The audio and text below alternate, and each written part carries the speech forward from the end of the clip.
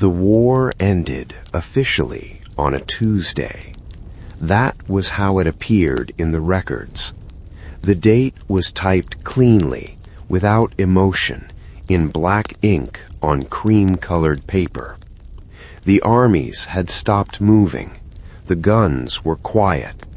The headlines used the word peace with confidence, as if peace were a thing that could be declared and then trusted to remain in place.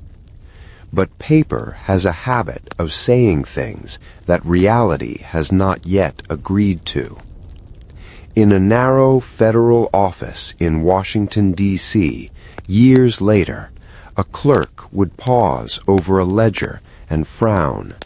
He would tap the page once with his pencil, not because he was confused, but because the page did not make sense. The war, according to the government, was over, and yet, according to the government, it was not. The ledger was heavy. It had been bound in dark leather that had softened with age and handling. Inside, the pages were ruled carefully, each line a life reduced to ink. Names, ranks, serial numbers, dates of enlistment, dates of discharge, and sometimes no discharge at all. The clerk had seen this before. Files misfiled, papers lost, clerical errors that followed men for years, sometimes for decades. But this entry was different. This entry did not end. There was a beginning. There was a service record. There were pay vouchers, supply logs, hospital admissions, transfer orders. But there was no ending. And more strangely, the file had not gone quiet. It had continued to grow. The name in the ledger belonged to a man who, on paper, was still at war. He enlisted young, as so many did.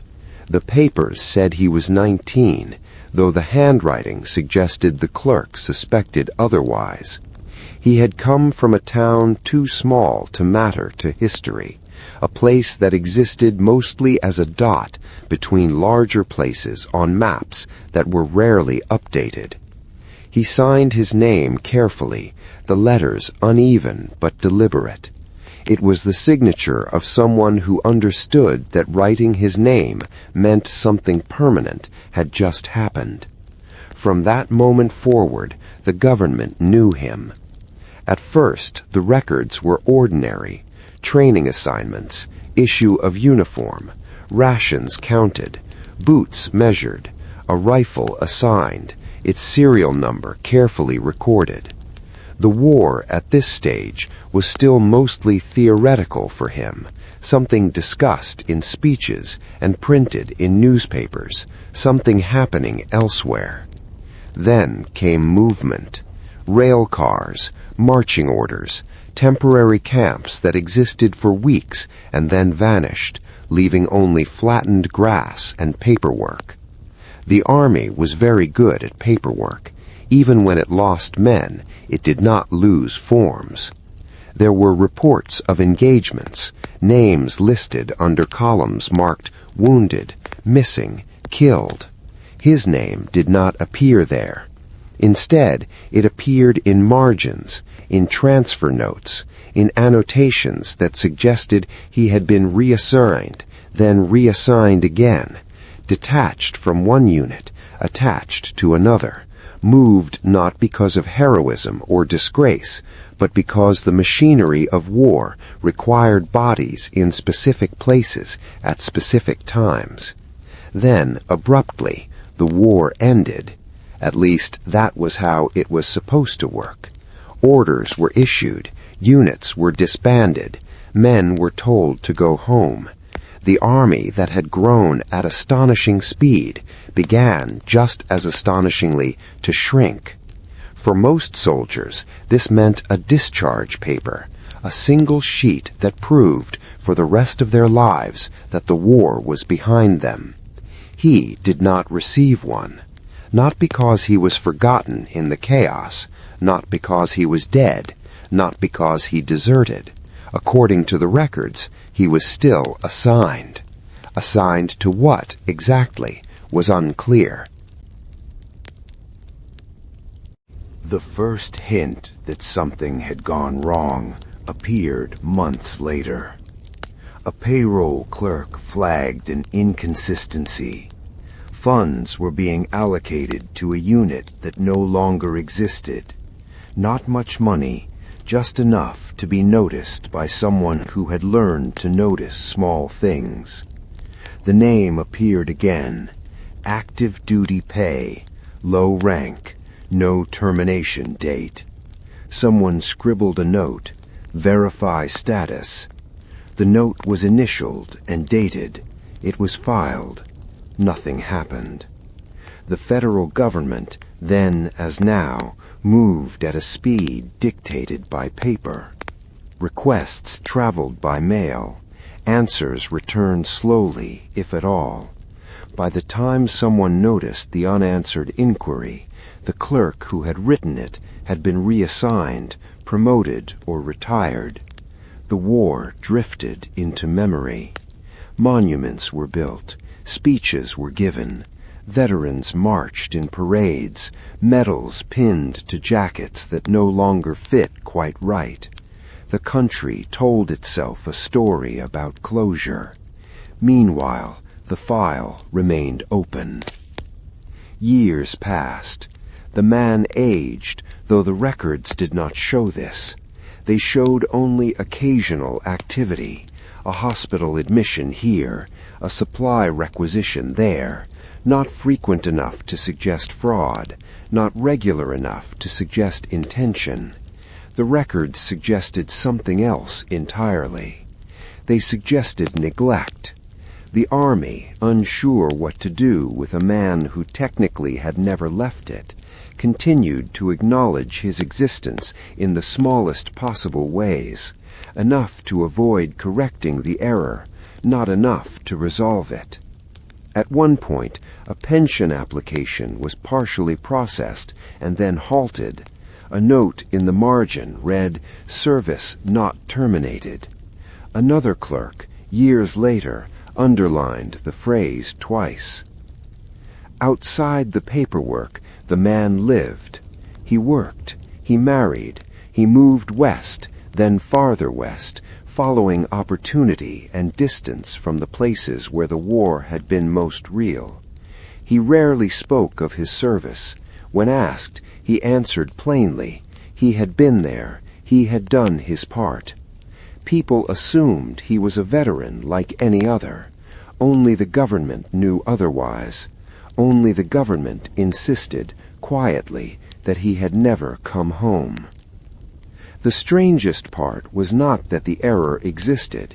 It was that correcting it would have required admitting that the war's ending had been, in some sense, incomplete. To close his file, someone would have had to decide when his war ended. No one wanted to make that decision.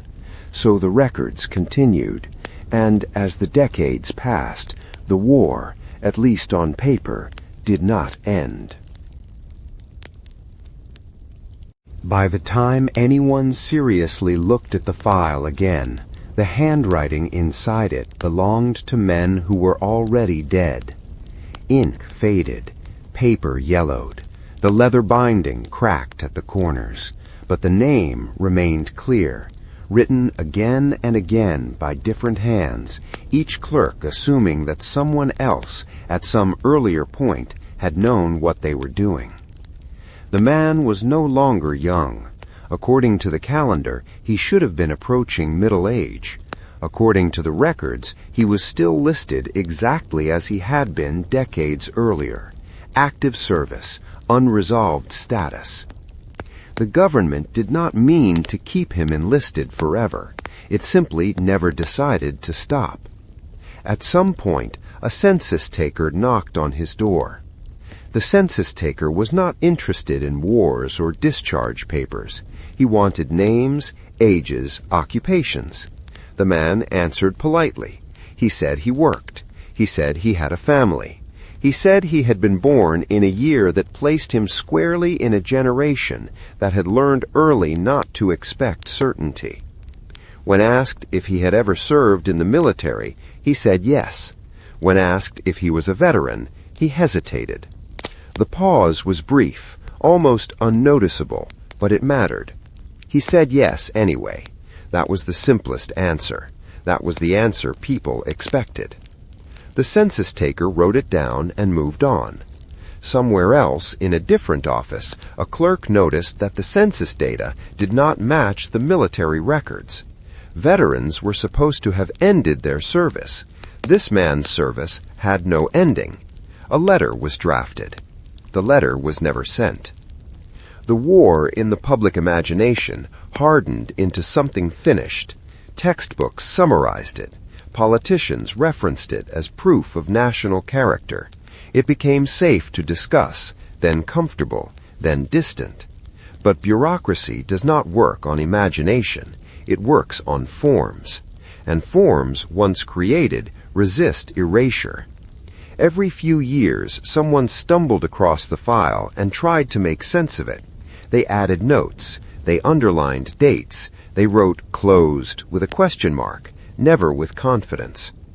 The problem was not that no one noticed. The problem was that too many people noticed, each briefly, each assuming that resolution was someone else's responsibility. The man learned, slowly, that the government still considered him something other than civilian. It came in fragments. A letter addressed incorrectly, using a rank he had not held in years. A notice about benefits that he could not claim because his service had not technically concluded. An inquiry asking him to report information that no longer made sense. He answered some of them. He ignored others. Each response seemed to generate more confusion. At one point, he visited a local federal office.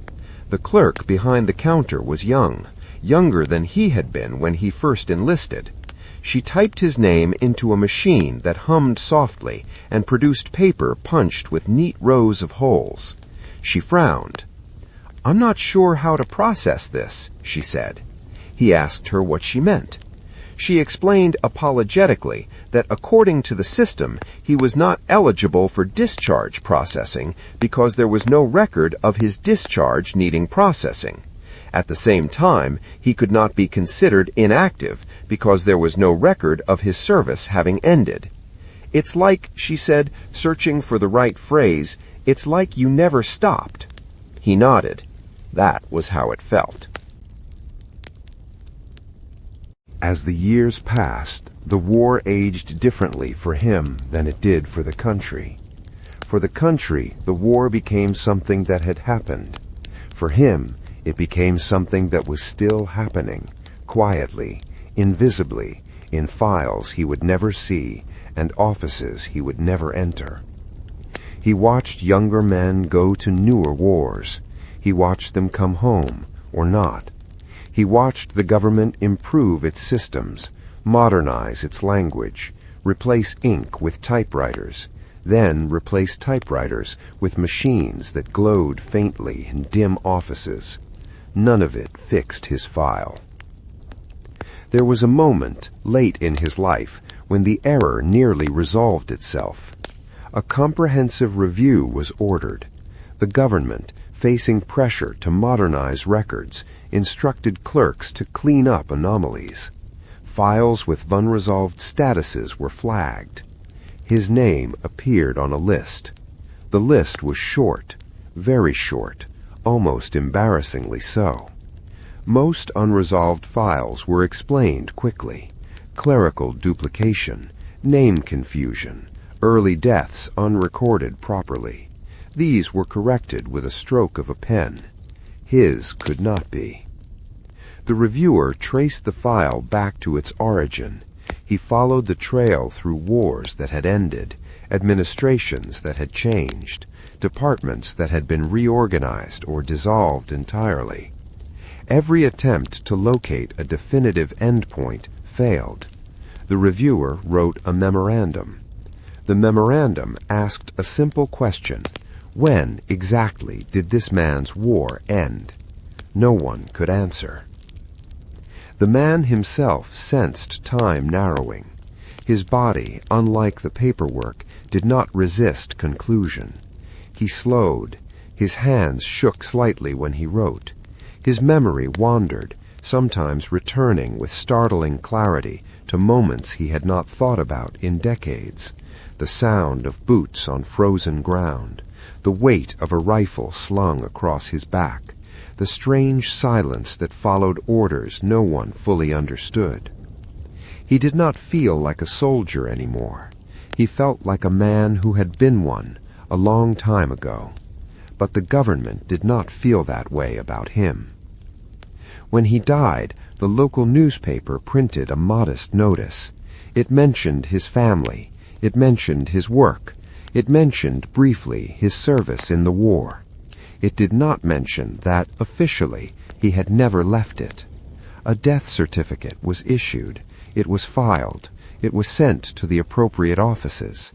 The Military Records Office received a copy. And there, finally, something broke. A clerk entered the death into the system and watched as the machine rejected it. Error messages appeared. Fields could not be completed because prerequisites were missing. Service termination date required, but there was none. The clerk escalated the issue. The review that followed was uncomfortable. To close the file now would mean acknowledging that the man had served longer than anyone had intended, longer, in fact, than the war itself had existed as a physical conflict. It would mean admitting that, for decades, the government had quietly considered a civilian man to be part of an active war that everyone else agreed was long over. It would mean, in a small but undeniable way, admitting that the war had not ended when people said it had, at least not on paper. The final decision was made quietly.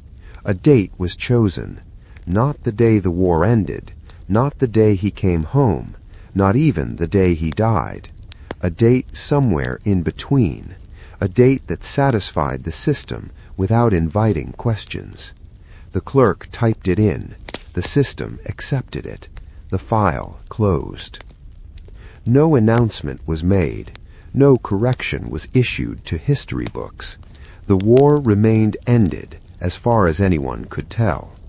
Except for one man, whose life proved that endings, like beginnings, are often decided long after the fact, and sometimes only because someone finally needs the paperwork to stop asking questions.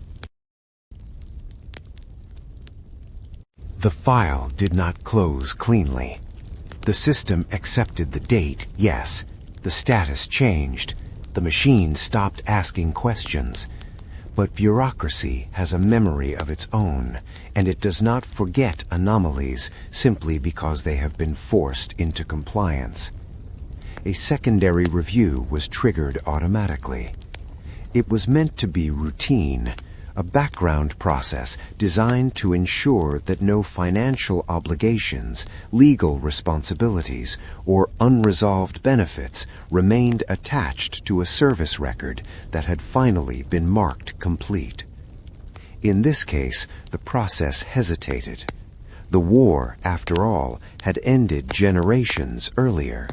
And yet the system now believed that a soldier had remained active through decades of peace, industrial expansion, economic collapse, and new wars that had arrived and departed in their own time. The computer flagged the record again. This time, the flag did not go to a clerk. It went to an analyst. The analyst was not interested in heroism or tragedy. His job was to identify patterns. His office was windowless, quiet, and full of screens that displayed numbers most people would never care about. He did not recognize the name at first. Names rarely mattered. But the duration did. The system showed a service length that was impossible, longer than any regulation allowed, longer than human endurance could justify, longer even than the war itself had lasted. He opened the file. What he found was not chaos, but consistency. Every entry followed the rules of its time. Every clerk had done what the form in front of him required. Every system upgrade had carried the data forward without question. The problem was not error. The problem was obedience. He traced the history of the file as far back as the digital archive would allow. Beyond that, he requested microfilm. Beyond that, he requested the physical ledger. It arrived days later in a padded container, handled as carefully as a fragile artifact. The analyst turned the pages slowly. He saw the moment where the war should have ended. He saw where it did not. And he saw with a clarity that unsettled him that no single person had made a mistake. Everyone had followed procedure. This disturbed him more than a simple clerical error ever could have. Errors can be corrected. Procedures, once followed, create truths that are much harder to undo. According to the procedures in place at each moment, the war had continued for this man because no authorized action had ever declared it over for him specifically. The analyst wrote a report. The report avoided language like mistake or failure. Instead, it used words like oversight, continuity, and legacy processes. But the conclusion was unavoidable. The war had not ended for everyone at the same time. He shared the report with a small group of senior administrators. They read it quietly. No one laughed. No one dismissed it. No one suggested it was merely an oddity. Because once you see one file like this, you start to wonder how many others exist. A broader audit was authorized. Officially, it was about data hygiene. Unofficially, it was about fear. The fear was not that the public would discover anything. The fear was that the system itself had been quietly carrying forward unresolved wars, unresolved service, unresolved obligations, simply because no one had ever told it to stop. The audit ran in the background for months. Most files resolved easily. Some did not. They found men who had been listed as missing, never confirmed dead, whose records had never been closed because no one had wanted to write the final word. They found support personnel assigned to units that had been dissolved, whose transfers had been approved verbally but never documented properly. They found service records that had drifted forward in time like ghosts, technically active, practically forgotten. The analyst returned to the original file again and again. It was the cleanest example, the purest one, a life that had moved forward normally while the war remained, silently, open.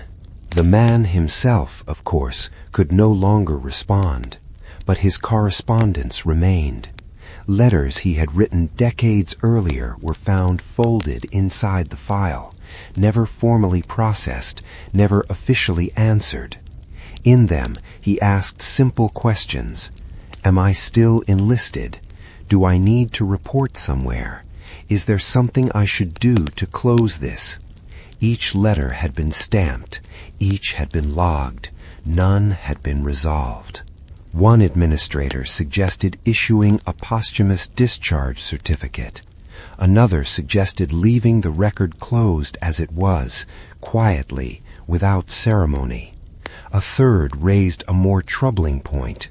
If the government acknowledged that this war had effectively lasted for this man until a date far beyond its official end, what did that say about how wars actually end? Not in speeches, not in treaties, but in systems. They chose silence. The file would remain closed. No broader announcement would be made. The audit would conclude with internal recommendations about clearer termination procedures, better cross-system communication, and the dangers of assuming closure. The report would be archived.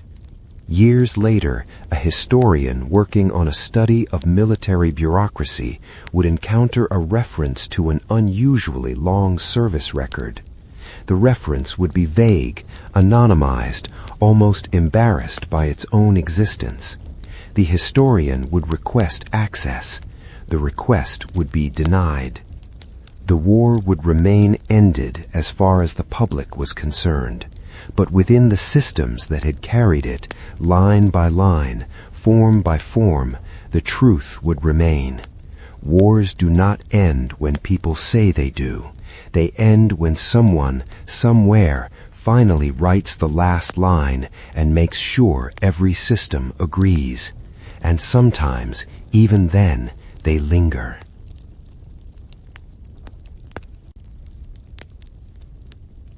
The analyst never forgot the file. He told himself it was just one of many anomalies he had reviewed over the years, but that was not true. Most anomalies were technical. This one was philosophical. It raised a question that his job was not supposed to ask. If a war can remain open in records long after it ends in reality, then where, exactly, does history live? In events or in systems? He began to notice small things after that. Dates that did not align. Operations that were officially concluded but still generated administrative activity decades later. Emergency authorities that had been enacted temporarily and never fully revoked, simply folded into new frameworks and forgotten as extraordinary measures. None of this was dramatic on its own. Together, it formed a pattern. The country believed its wars ended cleanly. The paperwork suggested otherwise. He spoke once, cautiously, at an internal conference. He did not mention the man by name. He did not mention the war. He framed it as a data integrity issue, a case study in long-tail administrative persistence.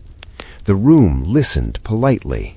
One person asked whether this had any real-world impact.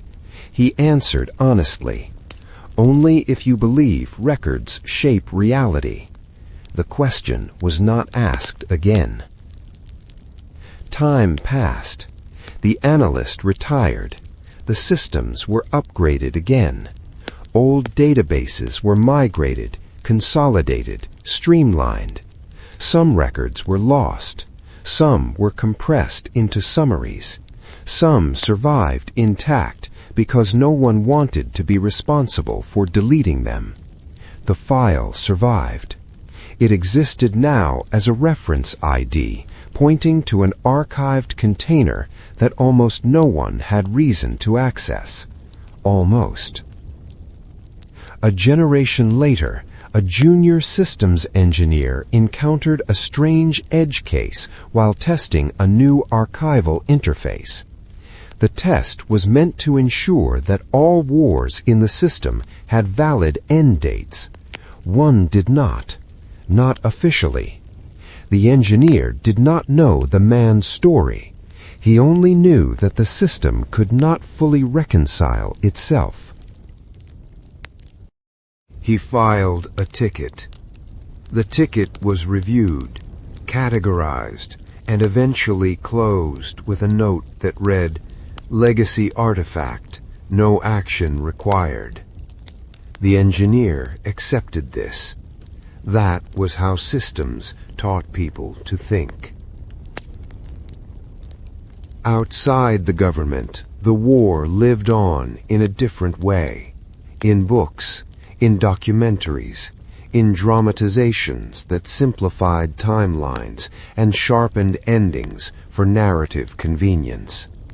The public needed wars to end decisively. History, as taught, required punctuation. The man's family never knew. They had inherited letters, photographs, a few medals. They told stories in the way families do, smoothing edges, emphasizing survival over confusion. No one mentioned that, officially, he had never been released. They would not have known what to do with that information. The war remained over, except where it wasn't.